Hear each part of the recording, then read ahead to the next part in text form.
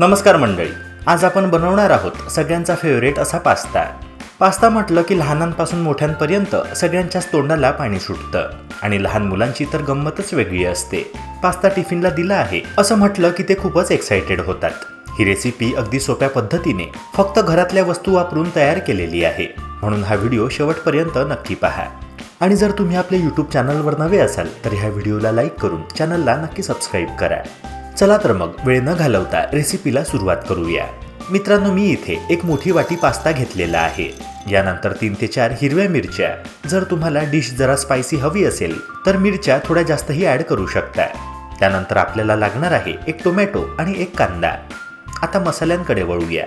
1 चमचा जिरे, 1 चमचा मोहरी, अर्धा चमचा हळद, अर्धा चमचा धने पावडर आणि पाऊण चमचा मीठ. चवीनुसार तुम्ही ते घालू शकता. तसेच 3 ते 4 चमचे सॉस.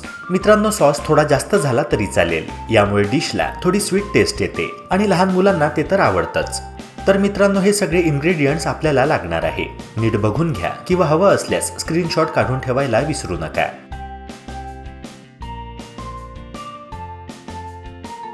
तर सगळ्यात आधी आपण पास्ता उकळून म्हणजेच बॉईल करून घेणार आहोत. मी इथे आधीच गॅस ऑन केलेला आहे आणि स्टीलची कढई घेतलेली आहे.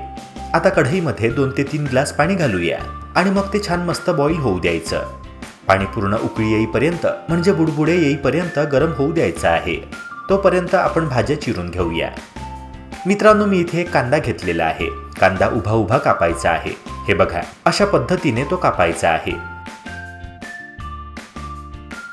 यानंतर टोमॅटो छान बारीक बारीक कापून घ्यायचे.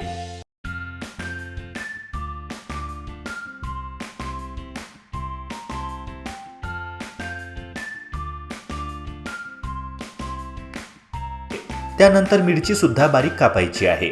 आणि हो, जर मिरची नसेल टाकायची तर त्याऐवजी तिखट सुद्धा तुम्ही वापरू शकता.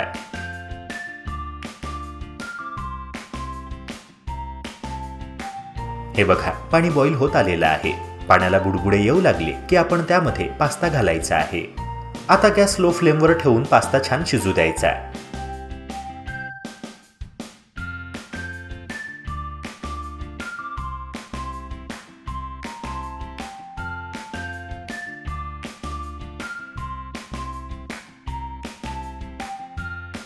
जेव्हा पास्ता थोडा रंग बदलू लागतो आणि हलका पांढरट दिसू लागतो तेव्हा तो शिजला आहे असं समजायचं.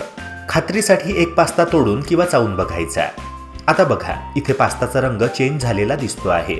त्यामुळे यावर थोडंसं मीठ आणि तेल घालायचं, म्हणजे पास्ता एकमेकांना चिकटणार नाही आणि छान मोकळा मोकळा राहील. आता पास्ता एका चाळणीमध्ये काढून घ्यायचा आणि पूर्णपणे थंड होऊ द्यायचा. चला तर मग आता रेसिपी बनवायला सुरुवात करूया. मी इथे गॅस ऑन केलेला आहे आणि एक नॉनस्टिक पॅन घेतलेला आहे. आता पॅनमध्ये आपण 2 चमचे तेल घालूया. तेल नीट गरम झालं की त्यामध्ये जिरे घालायचे. जिरे छान तडतडायला लागले की मग त्यामध्ये मोहरी घाला.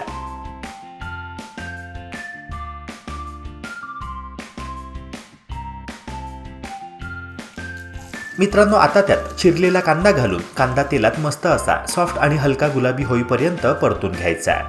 कांदा छान परतला की त्यात बारीक चिरलेली हिरवी मिरची घालून पुन्हा एकदा सगळं परतून घ्यायचं. मित्रांनो, चला आता मसाल्यांकडे वळूया. सर्वप्रथम अर्धा चमचा हळद घालूया. त्यानंतर चवीनुसार मीठ घालायचं आणि शेवटी थोडीशी धने पावडर टाकायची. हे सगळे मसाले एकजीव होतील अशा पद्धतीने छान परतून घ्यायचे. हे झाल्यानंतर त्यामध्ये छानसे 3 ते 4 चमचे सॉस टाका. मित्रांनो, सॉसमुळे पदार्थाची चव खूप छान येते आणि खायलाही खूप टेस्टी लागतो. एकदा सॉस घातला की वरून वेगळा सॉस घेण्याची काही गरजच नाही. आता सगळं नीट मिक्स करून परतून घ्यायचं आणि मग त्यामध्ये टमाटर घालायचे. टमाटर टाकल्यानंतर पुन्हा थोडंसं परतून घ्यायचं आणि साधारण 1 मिनिट सगळं मिश्रण छान शिजू द्यायचं. मित्रांनो, इथे आपण टमाटर नरम होण्यासाठी झाकण ठेवून शिजत ठेवले आहे. हे बघा, टमाटर छान मऊ झाले आहे. आता आपण त्यामध्ये पास्ता ॲड करूया आणि सगळं व्यवस्थित छान परतून घेऊया.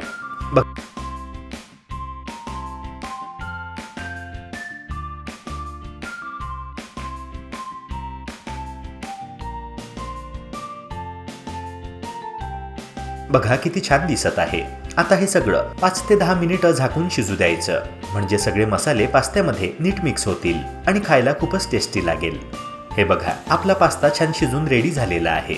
इथे आपण तो तोडून दाखवलेला आहे. दिसायला सुंदर, टेक्स्चर मस्त दिसत आहे. चला तर मग मित्रांनो, आता सर्व करायला घेऊया. मी इथे पास्त्याला टोमॅटो सॉस आणि ग्रीन चिली सॉस सोबत छान पेअरअप केलं आहे. मित्रांनो, हे खरंच मस्त कॉम्बिनेशन आहे आणि चवीला खूपच छान लागतं. तर मंडळी, असा हा आपला झटपट, सोपा आणि खूपच टेस्टी पास्ता तयार झालेला आहे. घरातल्या साध्या इन्ग्रेडियंट्स मधून बनलेला हा पास्ता लहानांपासून मोठ्यांपर्यंत सगळ्यांनाच नक्की आवडेल. लंच बॉक्ससाठी, संध्याकाळच्या स्नॅक्ससाठी किंवा मग अचानक क्रेविंग झाल्यावर हा एक परफेक्ट ऑप्शन आहे. ही रेसिपी तुम्हाला आवडली असेल तर व्हिडिओला लाईक करा आणि अशाच सोप्या, घरगुती आणि टेस्टी रेसिपीज पाहण्यासाठी चॅनलला सबस्क्राईब करायला विसरू नका. रेसिपी करून बघितल्यानंतर ती कशी झाली कमेंटद्वारे मला नक्की सांगा. भेटूया पुन्हा एका नव्या रेसिपी सोबत.